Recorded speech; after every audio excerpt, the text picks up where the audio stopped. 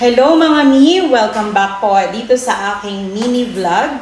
Ayan, so ngayon ay mag-aala chef muna ako mga mi dahil ako ay magluluto ng ulam para sa mga hirap mabuntis. Ayan, ito po ay isa sa mga tips para mabilis kayong mabuntis mga mi. Dahil ang pagbubuntis, kailangan ay healthy ang mga kinakain. Kung may plano kayong magbuntis, dapat ngayon pa lang mga mi, ang pine-prepare natin na ulam is yung nutritious. At make sure na talagang makakatulong sa katawan natin. So ano ba yung iluluto ko ngayon mga mi? Ito po yung tinatawag natin na sinabawang isda na may gulay, kamatis at kalamansi. Kaya abangan nyo yan mga mi.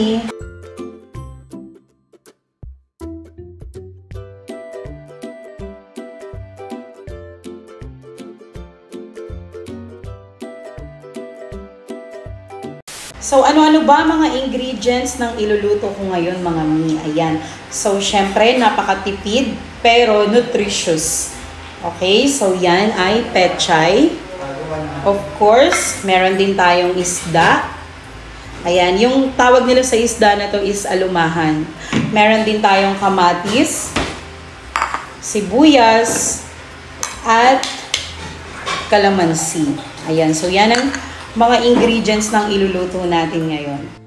Ayan mga mi, so naka-ready na ang ating ingredients. Kaysa naman masanay tayo sa pagkain ng mga processed food mga mi. Ngayon palang iwasan nyo na yan kung gusto nyong mabuntis.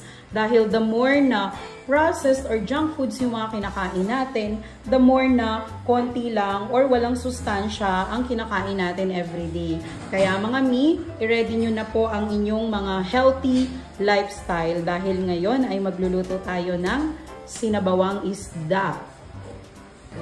So first mga mi, ang gagawin natin, lalagyan natin ng at least 5 na basong tubig.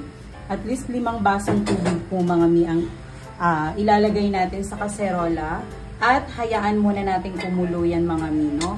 Takpan nyo lang po yan at hintayin nyo po na kumulo siya.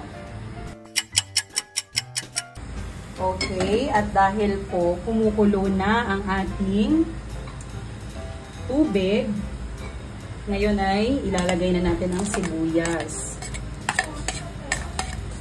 kamatis,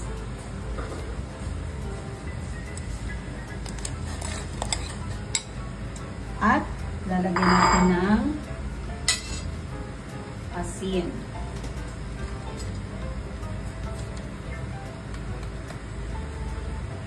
Yan. So, halo-halo. And, takpan natin ulit mga mi. Okay mga mi, so kumukulo na siya at dahil kumukulo na siya mga mi, gusto ko siyang lagyan ng konting spice. Kaya po dinagdagan natin siya ng sili. So dahil kumulo na siya mga mi, pwede na nating i-drop or ilagay yung isda na ihahalo po natin kasabay ng sili. Ayan. Bango ng sili mga mi. Ayan. Perfect. Okay. So, ngayon mga mi, papakuluan na lang natin yan mga mi, no? Cover ulit and pakuluan ng at least 3 minutes.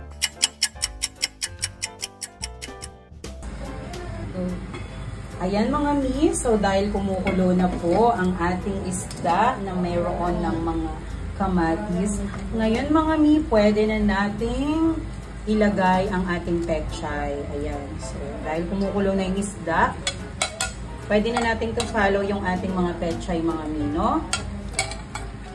So, hulog lang natin. And, hayaan natin na kumulo po ulit yan, mga mi. Ayan. So, grabe. Sobrang sustansya, mga mi. Nakaka-excite. Ang sarap dito. Ang bango. Alam nyo, ang bango. Try nyo magluto nito, mga mi. Kayo mismo makaka-experience. Maaamoy nyo talaga, sobrang bango niya mga mi. Ayan. So, takpan natin ulit at syempre pakuluan ulit yan mga mi. Meanwhile, Nood po ang aking baby habang siya po ay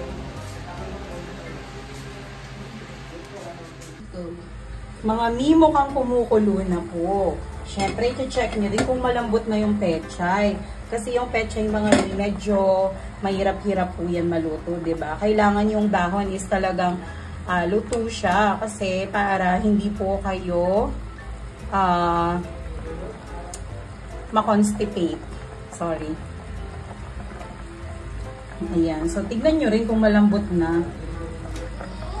Kasi pag hilaw masyado yung gulay, pwede rin tayong magtari dyan. Ang baboy magluto. Ayan. So, dagdagan natin ng konting asin kasi nga, syempre, para mahalo natin siya. Kasi para magkaroon ng lasa. Kasi nagdagdag tayo ng ingredients. So, dapat may alat. Okay? Ngayon, mga mi, dagdagan natin ng betchin. Siyempre, pampalasa yan, mga mi. Ayan, magic sarap po yan. Pwede na natin ilagay lahat. So, pampalasa lang yan, mga mi. Healthy pa rin naman yan, don't worry. Lahat naman ngayon meron ng additives eh. Pero syempre, light lang kasi mababalance pa rin naman yan dahil yung niluluto natin is masustansya naman siya. Kaya matatalo pa rin yan ng ating gulay at isda.